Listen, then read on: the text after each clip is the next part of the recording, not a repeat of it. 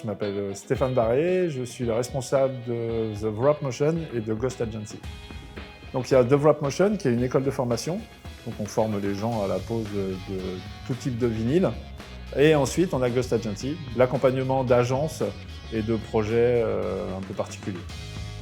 The Wrap Motion a été créé il y a 2 ans maintenant. Pourquoi le choix de printer aujourd'hui? C'est qu'on est très exigeant, nous, au niveau de la pose. Alors peut-être un peu trop, mais c'est peut-être notre statut de formateur qui veut ça. Et on avait une grande exigence au niveau du print qu'on arrivait à trouver nulle part. Nous, ce qu'on a cherché, c'est quelque chose de simple. Voilà, on n'est pas des sachants au niveau du print, c'est un vrai métier. On voulait quelque chose de maîtrisable, facile, mais qui est en lien aussi avec nos clients d'aujourd'hui. Donc déjà, on avait besoin de blanc. Pour moi, une impression blanche, si t'as pas, aujourd'hui, c'est compliqué.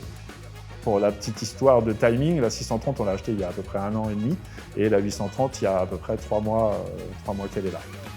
C'est un ancien élève de l'école de formation qui a repris ici la production. Il n'avait pas de connaissances non plus. En l'espace de 15 jours, il a su gérer le sujet. Franchement, c'est d'une simplicité déconcertante. Quand la 630 est rentrée, on a commencé à proposer des choses différentes. On fait de la vitrine, on fait du mur, on fait de la voiture, on fait du bateau, on fait de la trottinette. Avant, on avait de la sous-traitance. Tout est passé ici maintenant chez nous. Donc aujourd'hui, on va dire que l'activité, elle est à 50% pose et 50% print, voire 60% print aujourd'hui. Et puis la 630, au final, elle a été assez vite débordée. On a naturellement fait l'achat d'une 830 quelques mois après.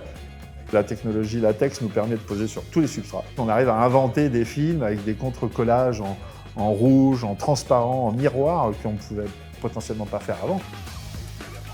Un des critères qui était indispensable pour nous, c'était la flexibilité de l'encre, blanche ou couleur. Parce qu'aujourd'hui, on fait des coverings avec des formes absolument incroyables et l'encre ne bouge pas.